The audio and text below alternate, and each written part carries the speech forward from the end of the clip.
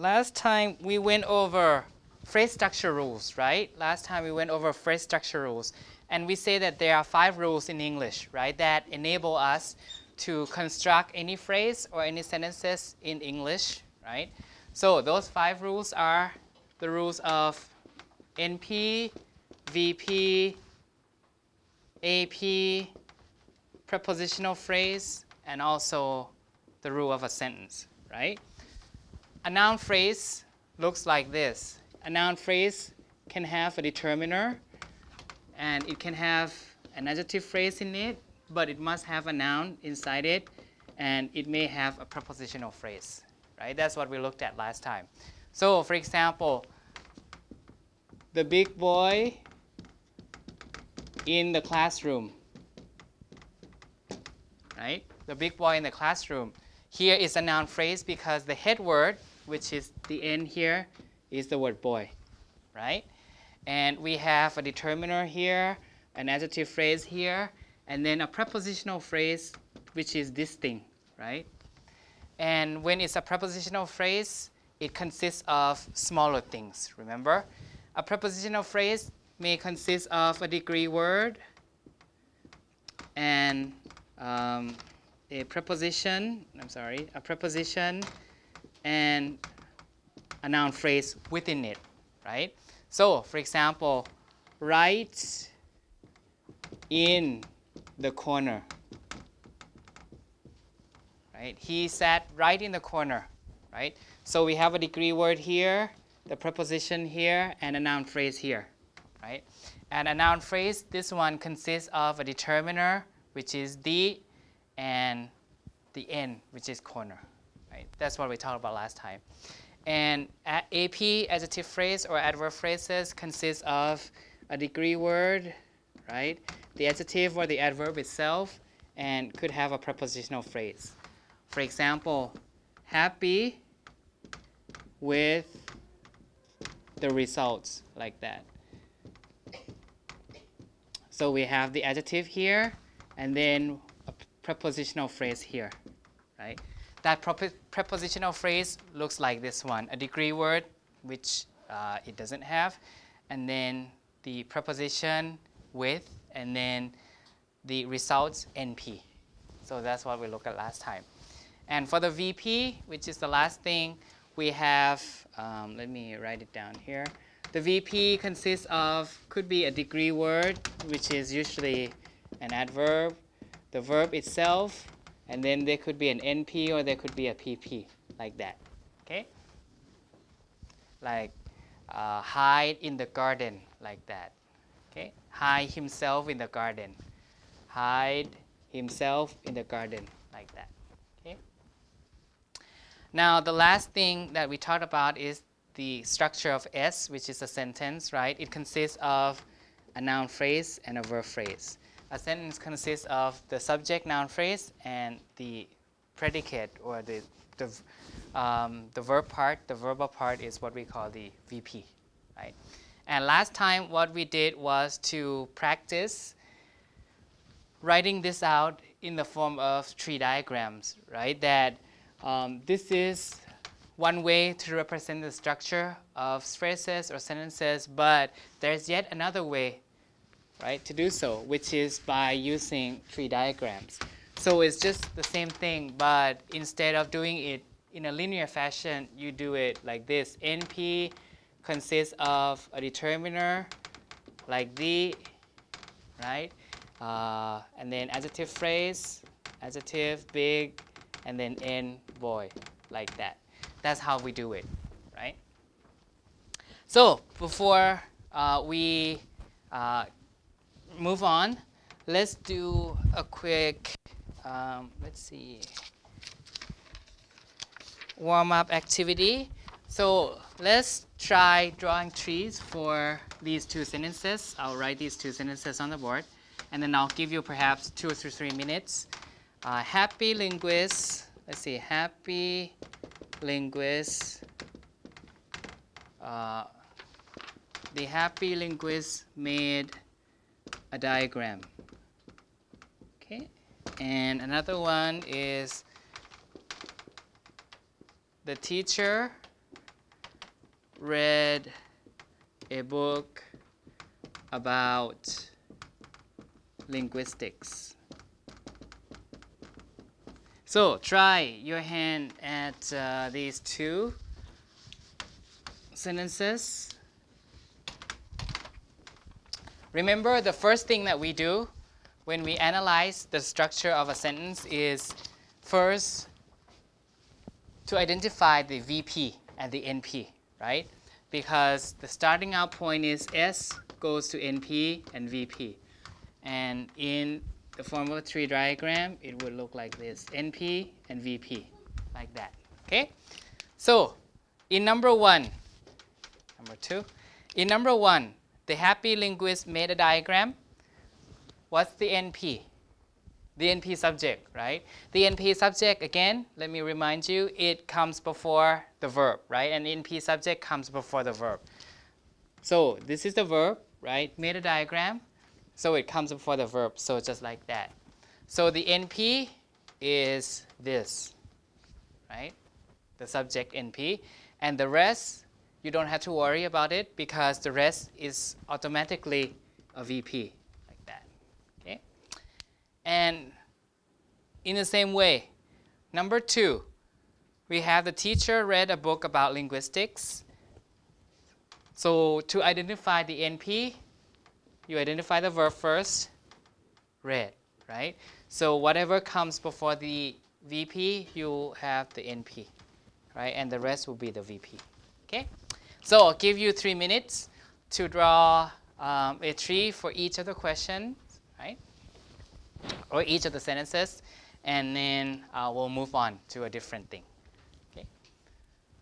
So now I already identified the NP and the VP for you. Now you should be able to draw what's under the NP, what's under the VP, okay?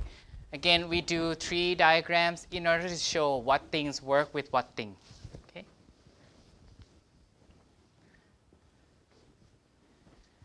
And remember, every P level, the phrase level, phrase is big, right? A phrase is big. A phrase can be broken down into different levels, further levels, right? When you see a P, it will branch out always, right? It will branch out always. Okay, let's see. Let's start out with number one. Okay, number one. So we already identified the NP and the VP, right? The subject and the verb part. So you know that whatever we identify as the NP will be on this side of the tree, and then the rest will be on the other side, right? So let's look at the structure of the NP first. The structure of the NP for this one is like there is a determiner, right? So a determiner, which is the word the, right? That's the structure. And then happy is an adjective phrase, remember? Adjective phrase, AP, right? AP will branch out to, in this case, there's no degree word, not like the extremely happy like that. So we have just an A, happy, and then the noun itself, linguist, like that, right? So that's what we have. And remember, our NP rule is NP, determiner, AP, N, and PP, right? So here we have the first three, but not the PP, just like that, okay? Now let's move on to the other side. We have made a diagram. So the VP consists of, in this case, the main verb, V, made, made. And then a diagram itself together is one NP, right? Is one NP. So V and NP, right? And then the NP itself consists of the determiner and the noun. So we have a determiner A and N diagram, like that.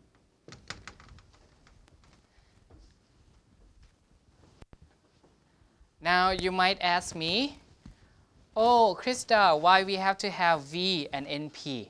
Not just like this, not just made and then determiner A, N, diagram. Because if we do it like that, then we don't indicate the proper grouping, right, of determiner and n. Because a determiner always go with an n, right? So they form a group. So when we do a tree representation, that's what our intention is, right? Our intention is to indicate what goes with what, right? So determiner and n, they go together as a group of NP. So that's why we have to do it like this, okay? Which is what we have for our verb phrase. The verb phrase consists of the verb, right?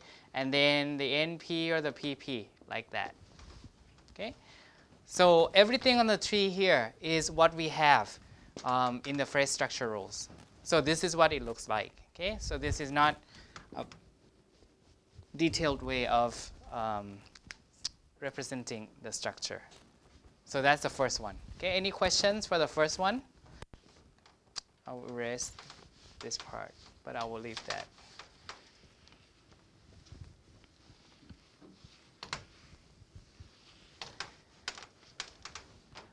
The second one, okay, the teacher read a book about linguistics. So we have S, again, goes to NP and VP. The NP has already been identified, which is here, the teacher, right? So we have a determiner, the in teacher, like that. Done, right? That part is done. The teacher. The goes with teacher, so it makes up an NP. Now the VP part, we have the V, which is red. Right. Now we have two main things left. We have this phrase, one phrase, which is a noun phrase, and then about linguistic, that's a prepositional phrase, right? We have two things. Now the question is, what is the prepositional phrase about linguistic doing here? Okay, what is that doing here? Is it read about linguistics or is it a book about linguistics? The PP about linguistics modifies book, right? What type of book, right? A book about linguistics, like that. So it seems that they work together. So they go together, okay? So let's do that on the tree. We have red and then NP, determiner, A, and then book, right? And we know that it's a book about linguistics, right? So we have a prepositional phrase here, which consists of a preposition about, and then NP in linguistics, like that. Now from the tree, you can, let's see, you can visualize that this is a book about linguistics because they go under the PP and the N and the det. They go under the same, what we call a node. This is a node. They all go under the same node NP, which means that they all work together. Okay, what is under the same node works together. Okay? Whatever is under the same node works together, like that. Okay?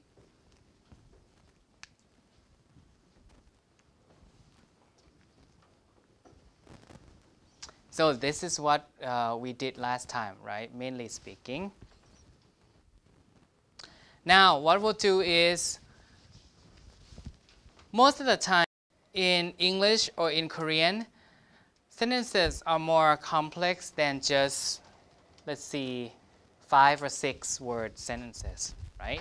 Now we'll look at the issue of recursiveness today, right?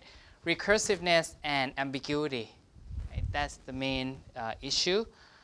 Complex sentence structure, that's the main issue of today's class. The idea of recursiveness, to recur, means to happen again, right? To occur again and again. Re is again, cur is to happen, occur, right? It's the idea that any language consists of a limited number of rules. here we are talking about the phrase structure rules, right? The 5 rules that we looked at earlier. And speakers can produce an unlimited number of phrases or sentences by using that limited set of rules. Okay? Imagine that we have only 5 rules and we can produce all the sentences in English, right? And in other languages based on those 5 rules. So limited input but unlimited output, right? And we can do this by the processes of coordination and embedding. Both of these processes are under the issue of recursiveness because they happen again and again and again, right? And let's see. I will talk about coordination first, and then I'll talk about embedding later on. Okay? So you know all these 5 rules, right? This is what we talked about last time and what we reviewed today. Now the first thing is coordination, right? When you coordinate things, you join them. Okay? Using conjunctions. So conjunctions are words like and, but, or, right? And, but, or. And when we use conjunction, we join 2 separate phrases or 2 separate head words together. And we make a bigger phrase, right? A bigger phrase out of those things. So, for example, Mary and John are seeing each other, meaning they are dating. Mary and John, here, you join 2 NPs together. Mary is one NP and John is another NP. So you join 2 NPs and you make a bigger NP, right? But still, Mary, the NP Mary and the NP John, they look exactly the same, okay? Because of the same structure. Or Mary loves John, but John doesn't love her. Here, you join 2 S's together. Mary loves John is one S, and then John does not love her is another S. And both S's have the same structure. S goes to NP and VP. So you make a longer or a bigger, right? You make a bigger S by joining 2 S's together. But the idea is that each S looks exactly the same as the other one in terms of structure, right? So we call this recursiveness by coordination, okay? And in the last one, same thing is going on. You can use your handwriting or you can type it. We join 2 S's together. You can use your handwriting and then you can type it as another S, okay? And the way we, before I talk about that, the way we join them, if we were to represent using the tree, right? I'll just do it one by one. Mary and John. In this case, you join only 2 NPs, right? So you have just only 1 S, right? So you have 1 S, but you join 2 NPs. So we have like this. This is our normal, everyday sentence structure. So we have NP1, and then the conjunction, and then NP2. NP1 is, what is it? Mary. And then NP2 is John, like that, right? So this is and. And then you have the rest, okay? You have the rest. So the recursiveness is here. Same type of structure, right?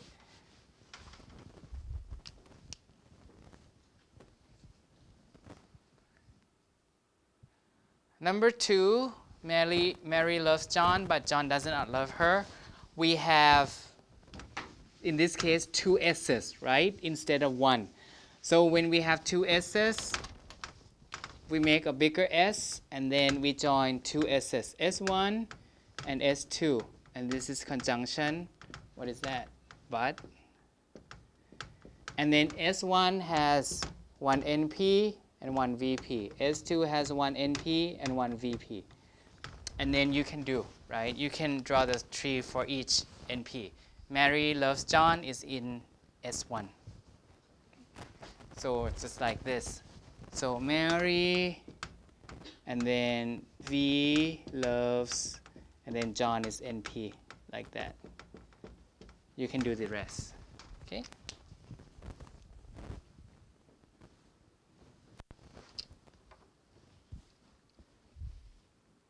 The third one, the idea is the same, exactly the same as the second one.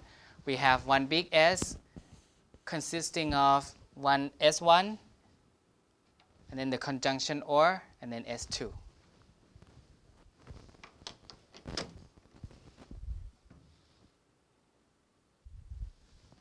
That's the idea of conjunction, right? The idea of a conjunction is to join two syntactically similar phrases or two syntactically similar S's, right? And if it's two things that are joined, you'll see two branches with the conjunction in between. Okay? And then it seems like the two things are equal in terms of the syntactic function or syntactic structure. So one is here, they are equal. They are on an equal footing like that. That's the idea of coordination, right? So coordination is a way in which we make a simple structure more complex. Okay, so far so good. The second idea of recursiveness, the second idea where we can make a sentence more complex is the idea of embedding. You know, embed, right? Embed is to bury, B-U-R-Y, to bury. To bury within, right?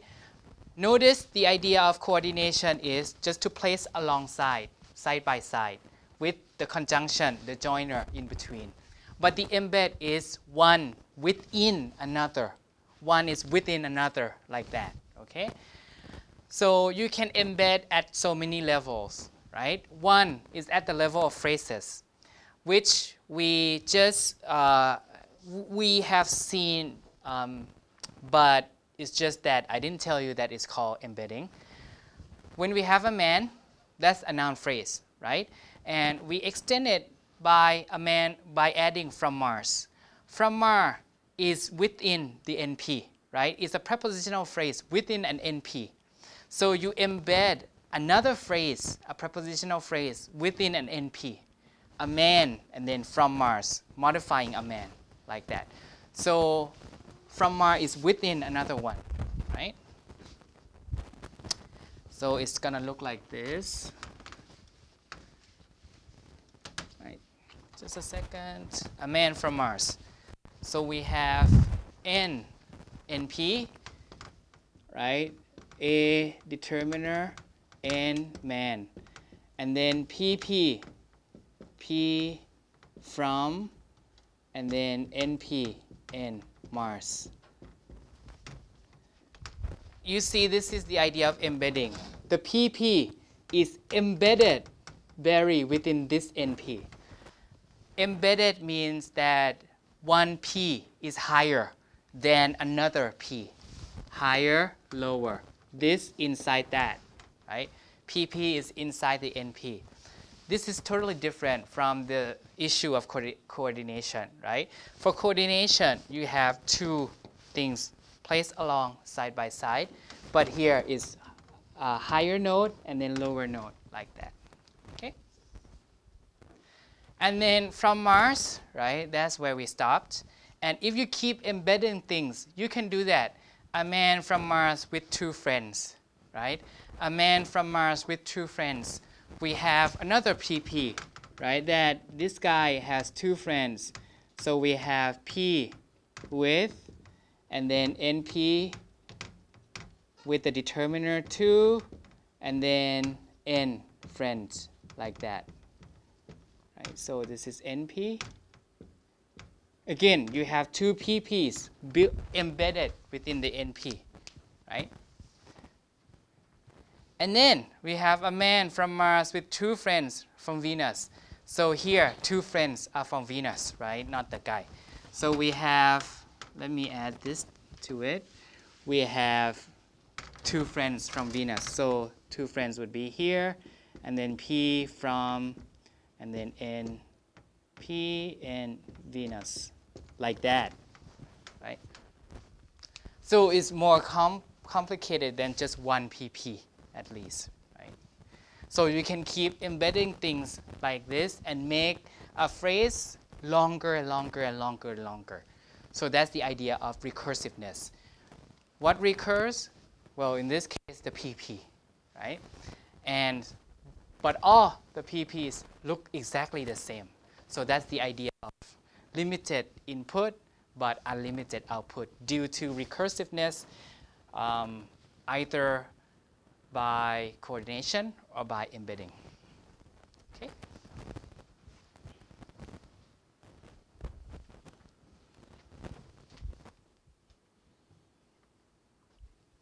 Now, this is at the level of different types of phrases, right? Now, you can embed things at the level of the sentence as well, right? This is where it gets complicated because I need to introduce one more type of phrase. Now, we started out here, let's say Dorothy met the wicked witch, right? This is a simple sentence where we have one NP, Dorothy, and the VP met the wicked witch, right? That's the simple sentence. NP being Dorothy, and then VP being met the wicked witch, okay? Now, we want to make it more complex, and people can do that by means of embedding. Now, we add this one, this expression, John said that, okay? John said that. Dorothy met the wicked witch. Here, Dorothy met the wicked witch is just the same, right? But what we have added is one more thing. John said that. And look, John said that is one sentence, one S, right? Because we have NP John and said VP, right? So you have two S's here. But it's not two S's that stand side by side, but it's one S, Dorothy met the wicked witch, which is embedded within another one, which is bigger, because there's no conjunction here, okay? So this is the type of what we call embedded, an embedded sentence, an embedded S. You can make it more complex by saying Peter said that John said that, or my mom asked whether Peter said that, John said that, and so on, right? By keep embedding. Syntactically speaking, I wonder whether my mom asked whether Peter said that, John said that, Dorothy met the wicked witch. It's long. Syntactically, that's okay, meaning that we can keep embedding things, but practically, because our memory doesn't allow us to keep track of this long embedded thing. So nobody would say that in real life, but theoretically speaking, it's possible due to embedding, right? So we'll just look at just one level of embedding in this class. Now, in order to represent John said that, Dorothy met the wicked witch, in order to represent that using a tree, I'll introduce one rule, one more rule, which is the rule of embedding. CP goes to C and S. CP here is what we call complementizer phrase, right? If you think back to when we study part of speech or word categories, a complementizer includes words such as the word that, whether, and all the pronouns like which or who or where. These things will signal, whenever you see the word that or whether, these things will signal that, oh, what follows? What follows that, whether, or which? What follows it is another S, okay, it's another S.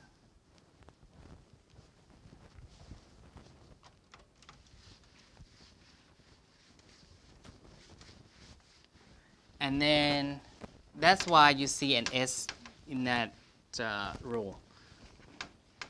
Now let's do Dorothy met the wicked witch, right? So we have S goes to NP and VP, right? NP is Dorothy, right? And then the VP consists of V, met, and then the wicked witch is your NP, So we have NP consisting of the determiner, the adjective phrase, adjective wicked, and then N, which, like. So that's the basic structure. Right? Now we have John said that. John said that. The word that is a complementizer, right? It signals that whatever follows the word that is a clause, is a sentence. So John said, let's do John said. John said we have S goes to NP and VP, and then N is John, and then the VP goes to V said, right? So that's the main, what we call the main clause or main sentence. Now, the question is, what do we do with the word that? We introduced the issue, the CP, right? Complementizer phrase, so it will come in handy here. So said what? Said CP. Okay, add that, and then consists of a C, the word that, and another one is S. Right? The other side of the CP is S.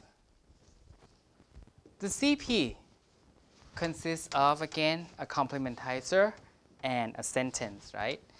So think of CP as a phrase because it's a complementizer phrase, right? CP, complementizer phrase. And a phrase is a phrase, right? A phrase is a chunk of words.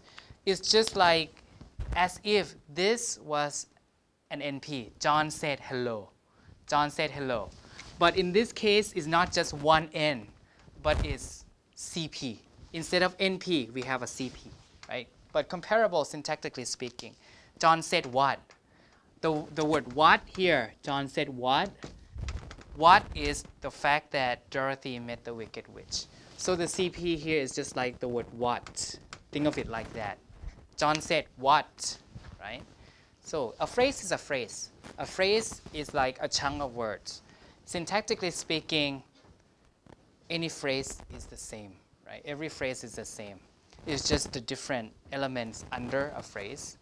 But it's just like John said hello, right?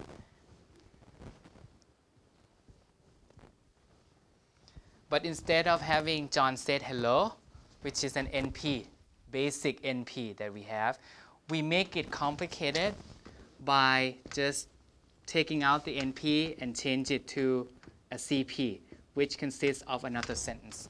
You make it longer. You make it more complicated like that. So, can you try your hands at this one? Mary said that she will come to class early. Okay? Early is treated as an adverb, right? Early. Come to class early. So it should be AP that modifies the VP. Okay? So I'll give you 2 minutes to do Mary said that she will come to class early. You see the embedded thing, right? I use red here to show you that that's the embedded part. And then you have the main part, Mary said that. It should not be different from what we already did. Okay.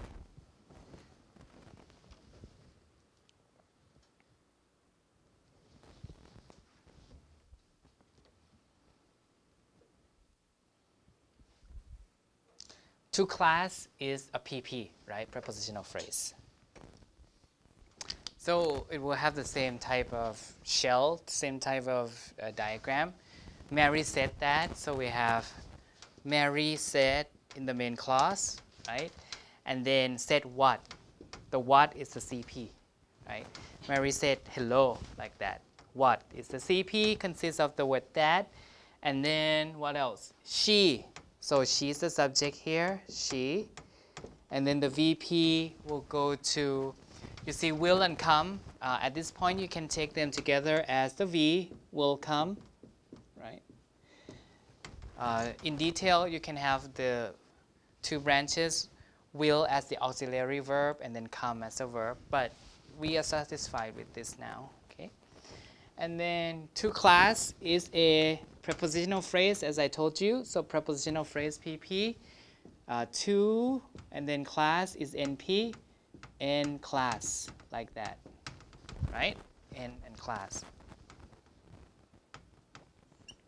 like that.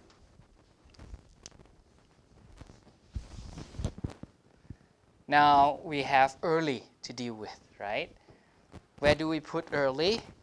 Is come early, right? So come and early have to work together. So under the same node, under the VP node. So early is AP, adverb phrases, right? All adverb or adjective phrases are AP. So we have A, early,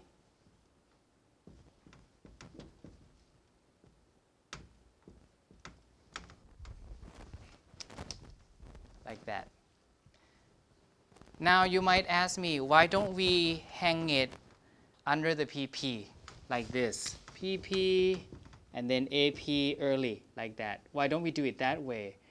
Well, because it's not to class early, but come early, right? Come to class early. So it should be under VP.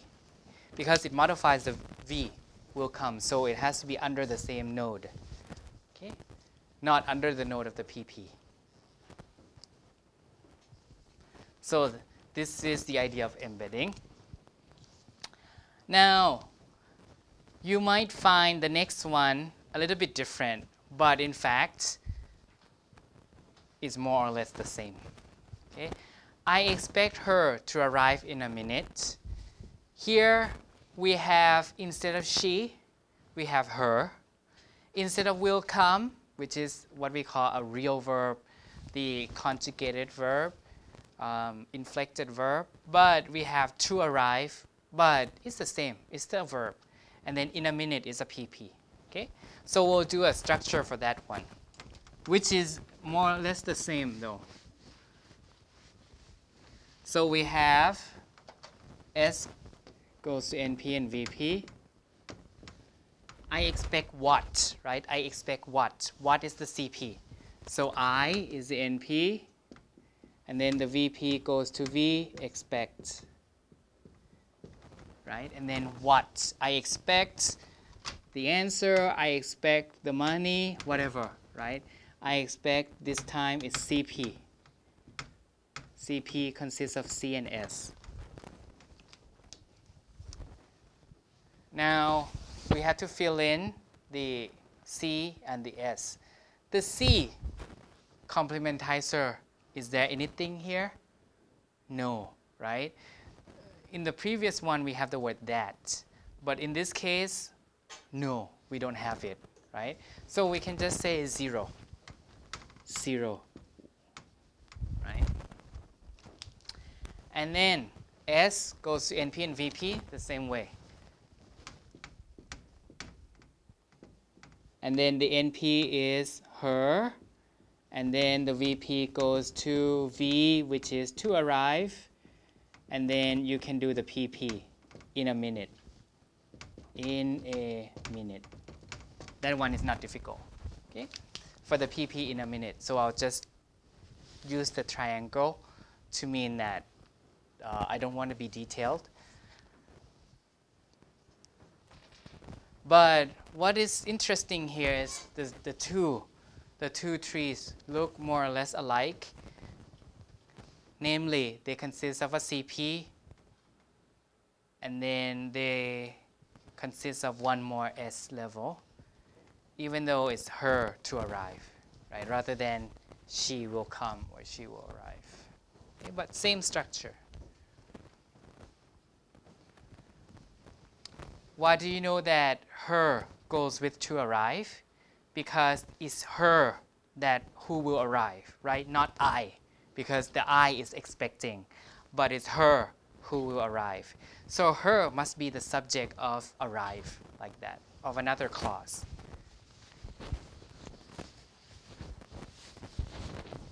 So in fact, English has a lot of both the first type and the second type of embedded parts, right? Embedded clauses. I want him to come, like that. I want him to come and see me. I want him. Him is the subject of come and see, like that. Okay?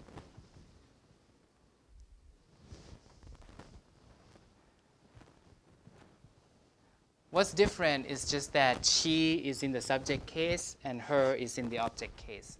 But other things are the same, structurally speaking. Okay? We'll do number 5, 6, and 7. 5, 6, and 7 before we take the break. Now, 5, 6, and 7 consists of, consists of one CS, consists of one, CP, consists of one CP, okay?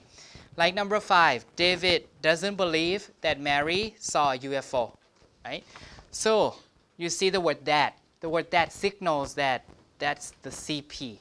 So you should bracket that off, that Mary saw a UFO, right? So that's going to be your embedded thing. And number 6, we have she informed her mother. You see the word that again, right? So you have a CP there. She had not changed the plan, so that's the CP, right? That's an S under the CP. Number 7 is different because we have whether she comes is unimportant to me. Here you have the CP in front rather than in the back. What is the CP? Whether she comes is a CP. So bracket that off. Whether she comes, right? And then you have the VP is unimportant to me, like that. So I'll give you, let's see, perhaps 5 to 7 minutes to do the 3 diagrams for these 3 sentences, okay? So I will walk around and help you with questions if you have questions. Number 7 might be tricky, but if you just move the CP to the front and substitute the NP with the CP, then everything should work out. Okay. Like this. Let's see.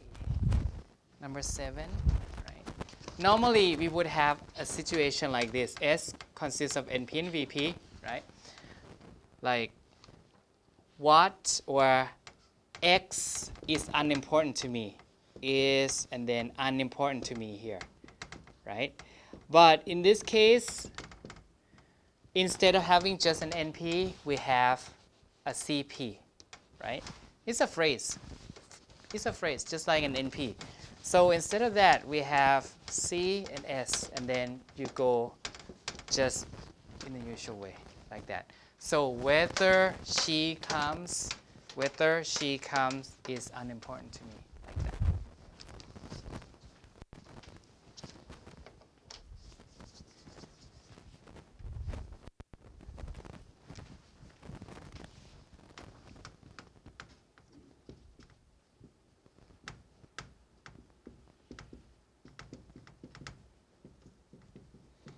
Syntactically speaking, a CP is the same as an NP.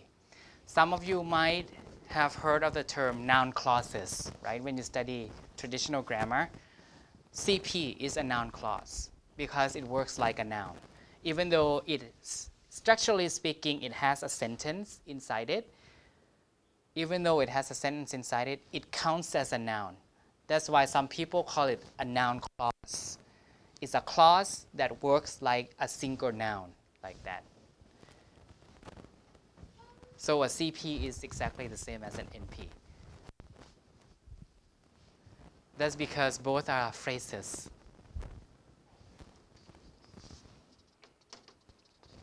So questions, I'll help you and I'll walk around. At this point, we haven't talked about auxiliary verbs or modal verbs like will or shall or can or could, and had and doesn't and do and don't, like that. So I'm satisfied at this point with V and had not changed as one verb, okay? And then if you want to be very detailed, you can branch off from the VP. Aux is auxiliary verb.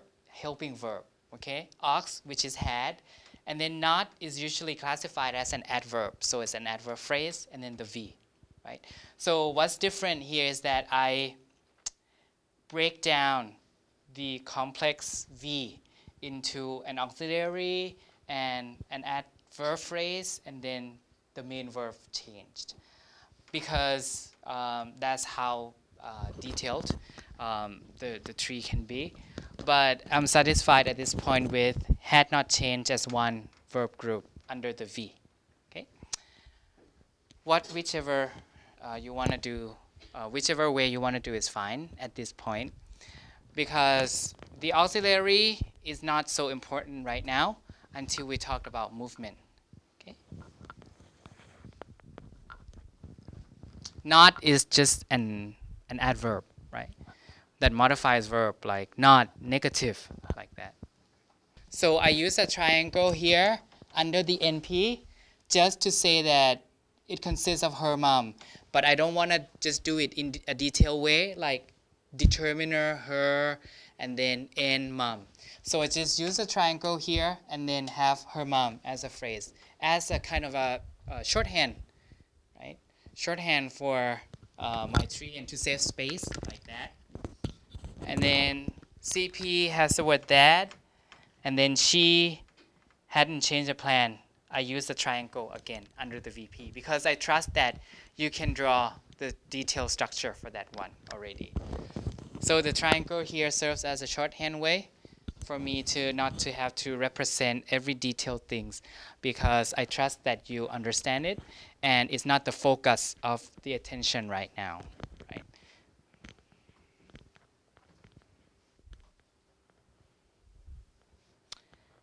And this is I think the last question, whether she comes is unimportant to me. So to me is a prepositional phrase, and then you have a CP instead of an NP here.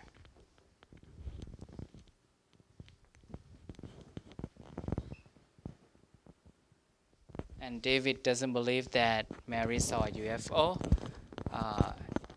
David is an NP, doesn't believe it's a V.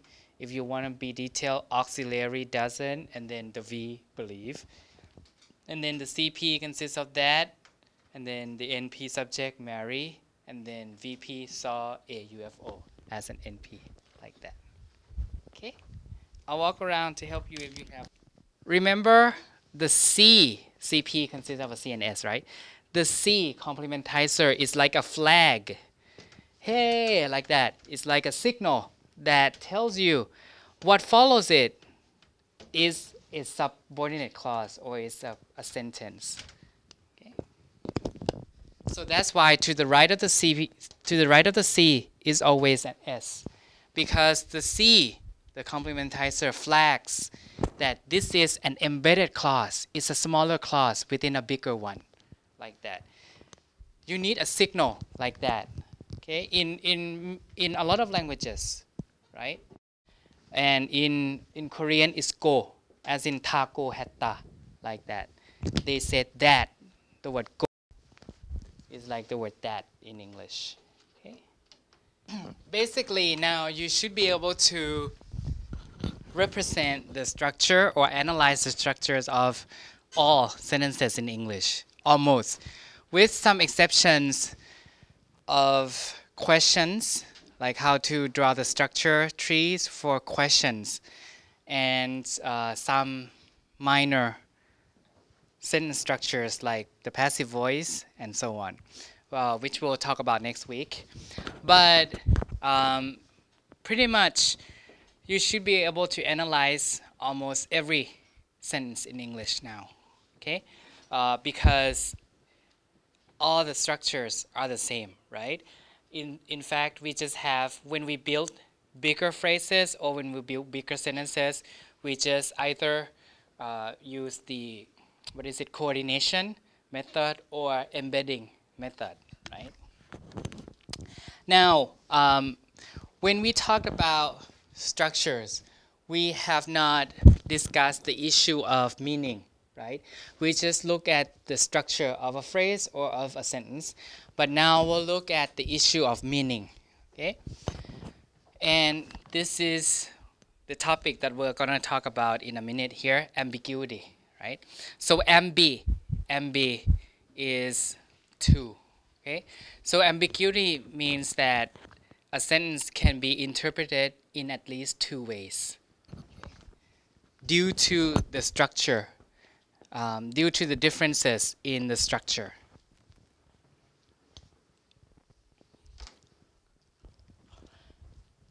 There is what we call, what is it? Lexical ambiguity, right? For example, I'll give you a ring.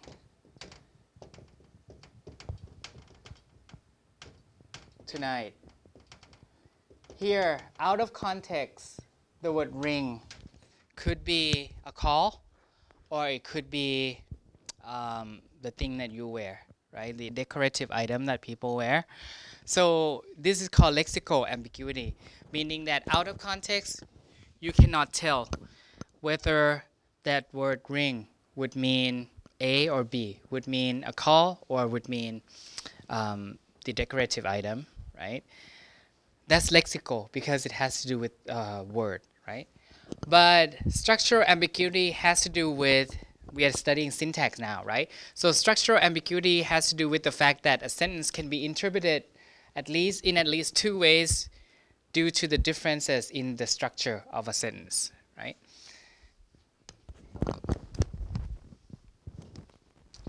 So it's just like when you look at these examples, okay? In the first one, what do you see here? What do you see? What do you see? It could be viewed as a bird, right? Which is like perhaps a duck, right? And then this is the beak. So that's how you look at it. And this is the eye, right? And so the duck is facing this way, right? Or you could look at it like a rabbit, right? So where you have these two things as the ears of the rabbit, and this is the eye, and the rabbit is facing that way. So it seems that the same thing, the same structure, could be taken as a beak, the mouth, right? Or it could be taken as the ears of the rabbit, right? Same thing depending on how you want to look at it, right? Or this one, right? Before 6 beers, you see an old lady, right? So depending on how innocent you are, I think you see different things.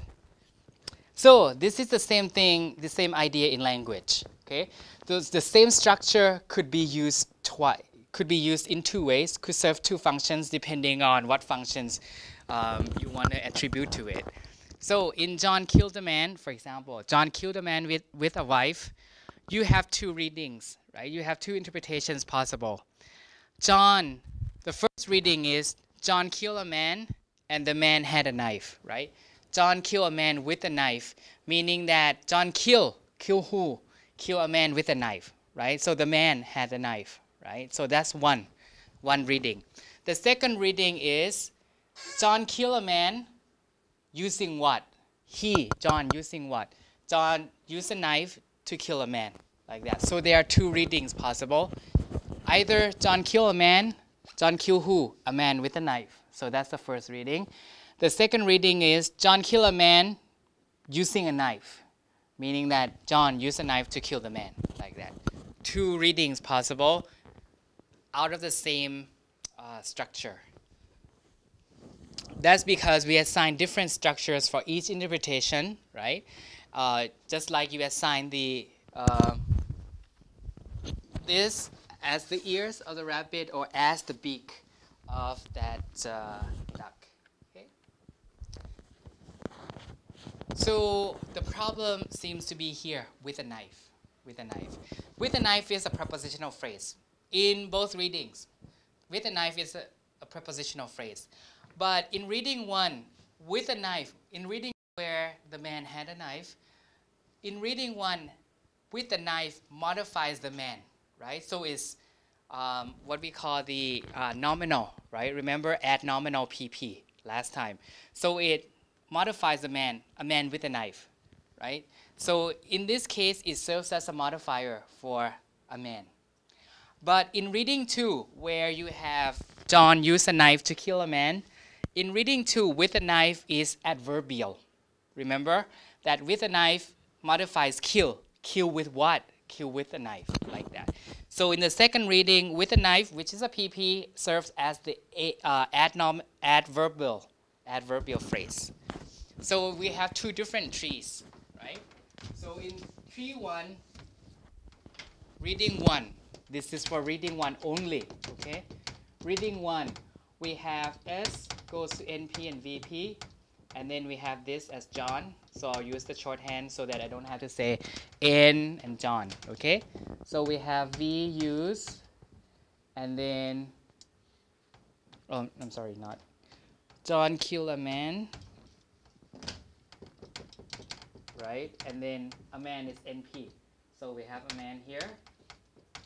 And then with a knife, we say that in reading 1 is the man that had the knife.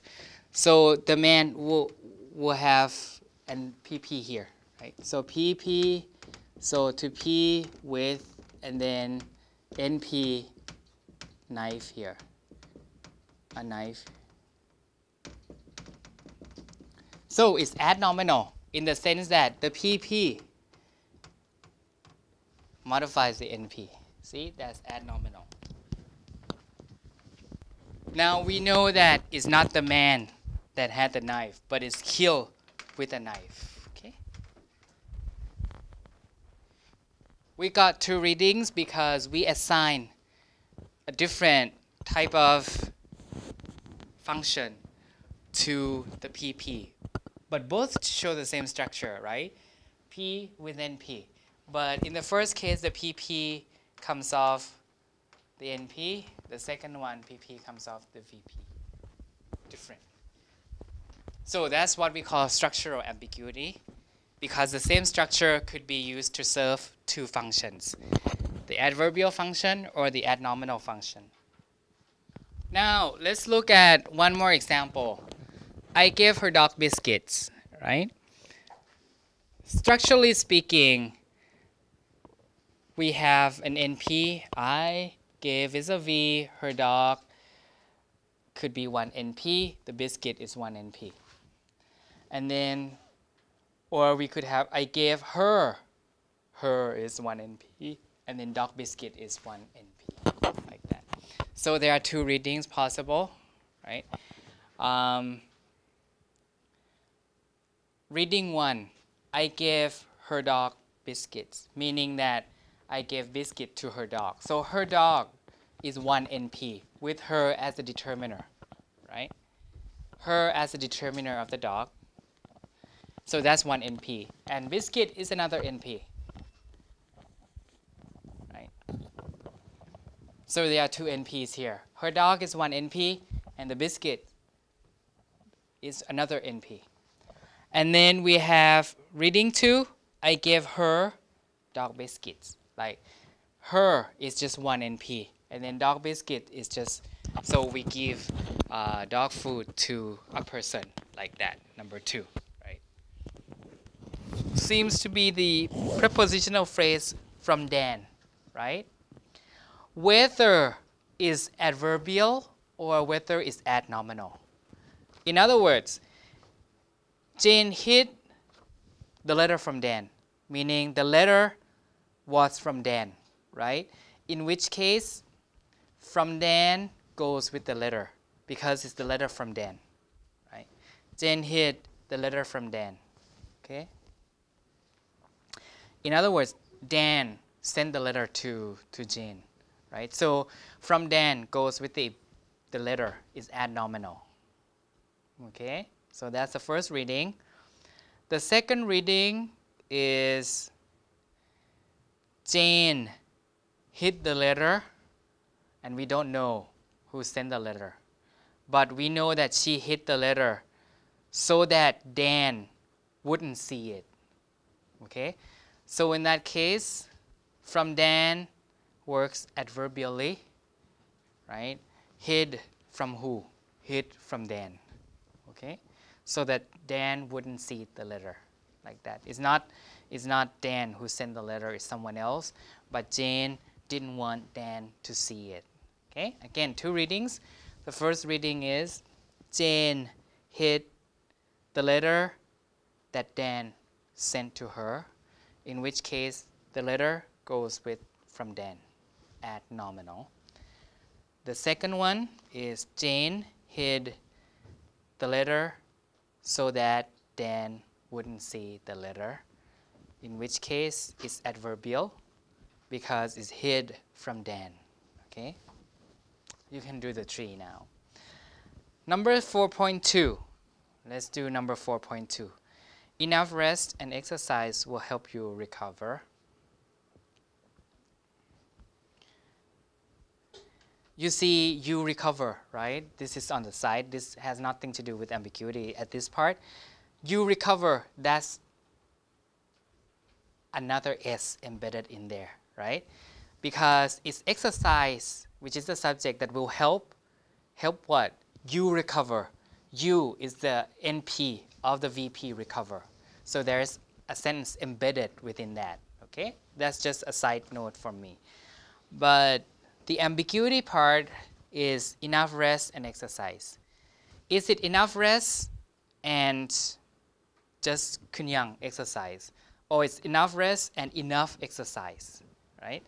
In other words, enough modifies both rest and exercise, or just modifying only rest, okay?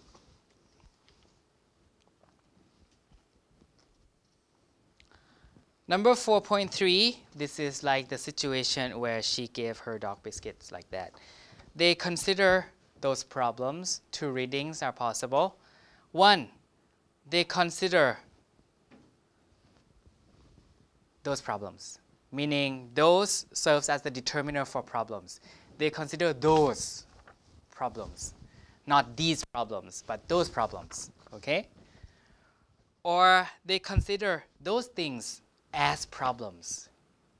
You know what I'm saying? They consider those things as problems. So whether the word those stands alone as a noun phrase, or whether those serves as a determiner for problems. They consider those problems, not these problems, for example. Or they consider those things as problems, okay? Or those people as problems. They consider those things, those people as problems, okay? So two readings possible.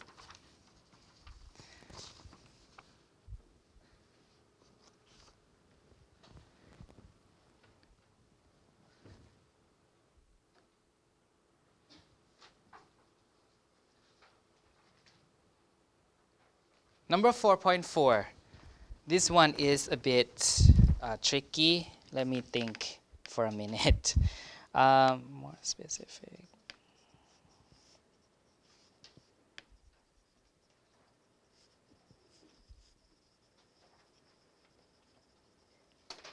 Okay. So number 4.4. I need to write this down. Two readings possible. One reading, one of the two readings might be the protesters demanded more specific, and then answers. In other words, answers that were more specific, meaning answers that were more detailed, right? In which case, more serves like a degree word for this adjective phrase, right? The answers that were more specific, more detailed, in other words, more specific, more detailed, right? They want more specific answers, okay? They want answers that are more specific, like that. So the answers are not specific enough, right? The second one, let's see. They want more specific answers. In other words, they want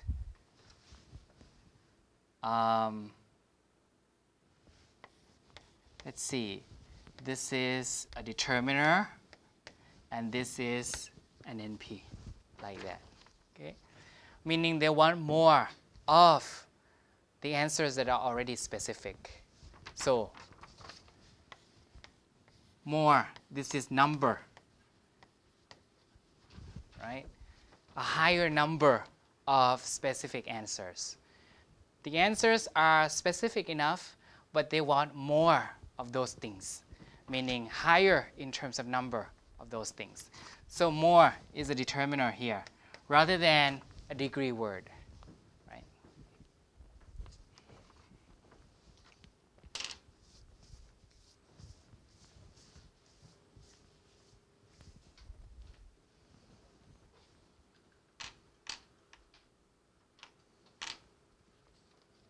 So it's like more of the specific answers, like that. Okay. So can you try your hands on number 4.1 to 4.4? Okay.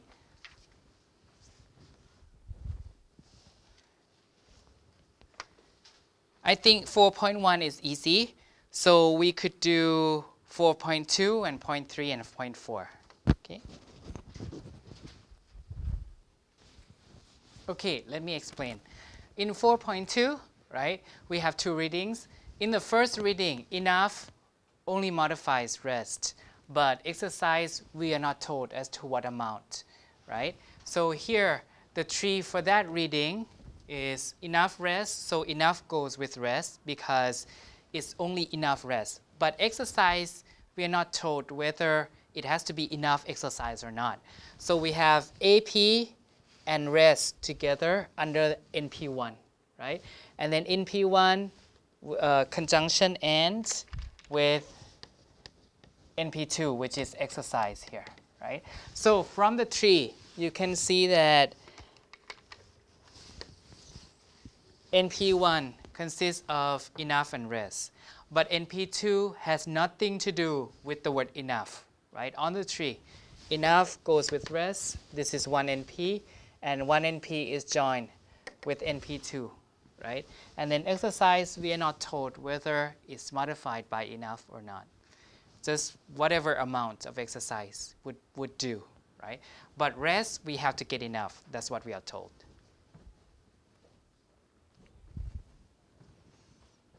And then the CP here, you recover, there's no C, just like that. But there's a sentence here, you recover, because you is the subject of recover, right? And the VP part is the same, so I didn't write it out, right? For the second interpretation, the second interpretation is enough rest and enough exercise.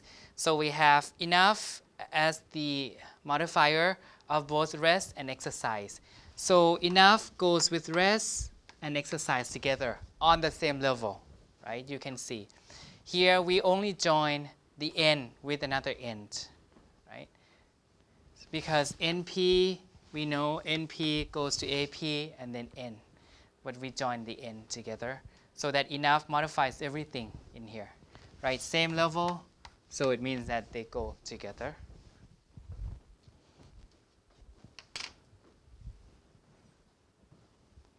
Okay, so that's the reading 2, right? And we have the same word order on the tree as the original.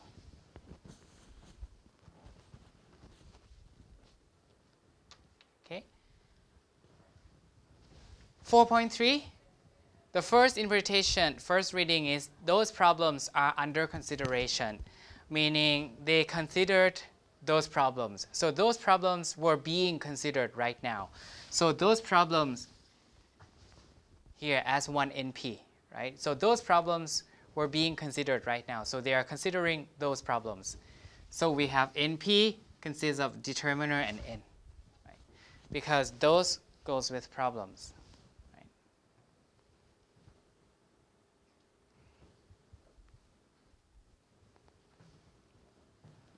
So this is how I paraphrase it. Those problems were being considered like that, right?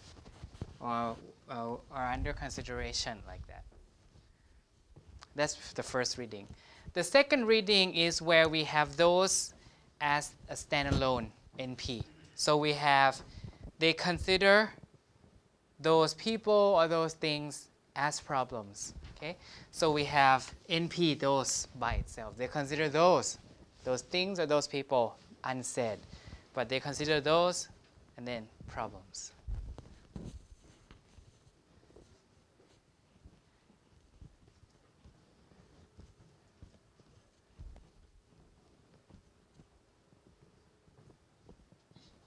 In their opinion, those things or those people were problematic, like that. So those as the standalone NP, and different NP from problems, okay?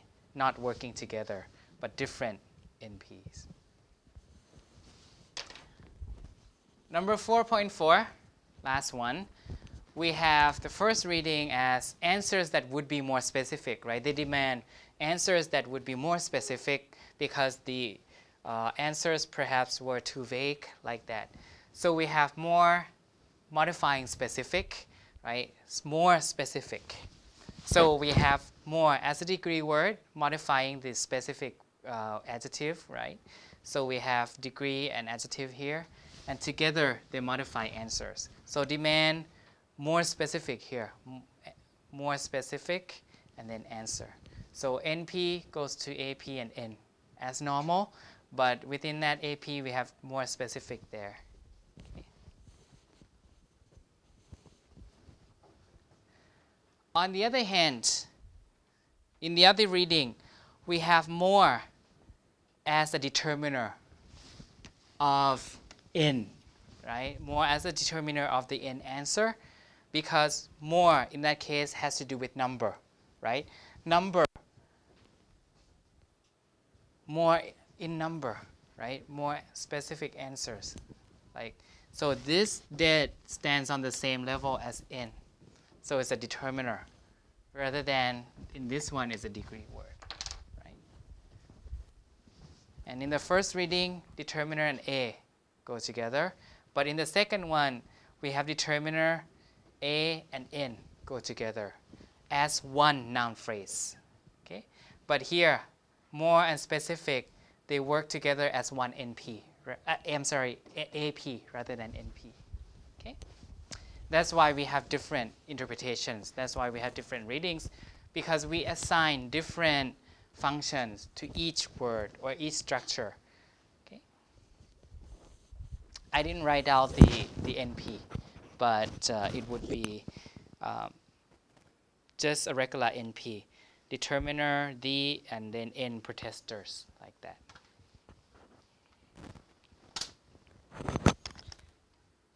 Okay, so we'll stop here for today, and then next week we'll come back and we'll do the rest of the PowerPoint here, and we'll go to a different chapter. So I'll see you guys back here on Monday next week.